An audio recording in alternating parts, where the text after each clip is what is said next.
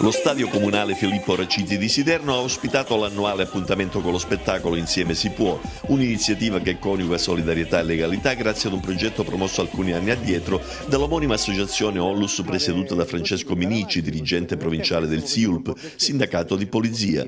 Sono ormai istituzionalizzati infatti gli incontri che Minici insieme con altri suoi colleghi e con noti personaggi dello spettacolo tiene periodicamente nelle scuole per sensibilizzare gli studenti alla cultura della legalità e della solidarietà. L'edizione 2013 di Insieme si può è stata dedicata ad Eugenio ed Alfredo, due agenti della Polizia di Stato morti prematuramente nella Locride. Anche quest'anno lo spettacolo è stato patrocinato dalla segreteria provinciale del SIULP e dalla Questura di Reggio Calabria. Presentata da Giuliana Moreira e Claudio Batta, la serata è stata caratterizzata, secondo una formula ormai collaudata nel tempo, da un ricco programma di cabaret tenuto da notissimi artisti dell'area Zelig e Colorado, veri beniamini del pubblico al quale riescono spesso a regalare minuti di allegria e di momentanea spensieratezza. Non sono mancati il ballo e la canzone col giovane calabrese Giuseppe Gioffrè.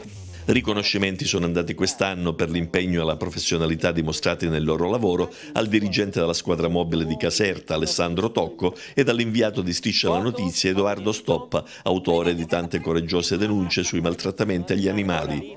Perché migliorare la società è possibile, ma solo se si lavora veramente insieme.